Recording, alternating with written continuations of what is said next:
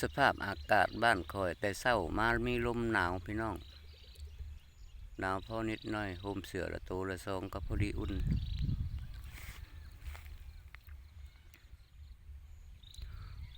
คนบ้านก็อยู่ตามให้ตามหน้าเนี่ยนี่แหละอยู่ตามหัวตามสวนพี่น้องคนบ้านคนหมวดเศร้าหัวเศร้าสวนอยู่น้ำหัวน้ำสวนอยู่ตามทุ่งตามคังตื่นเศร้ามากระถ่ายภาพน้ำทุ่งน้ำคำบนที่เจ้าของอยู่นอนอยู่หน้าบริเวณนอนบ้านพี่น้องอยู่ตามสวนกระต๊อบน้อยๆปลูกไว้เขานอนบ้านกับแออัดฮ้อนพี่น้องเลยเขามาอยู่ทงอยู่ข้างในใครในพอมีลมพัด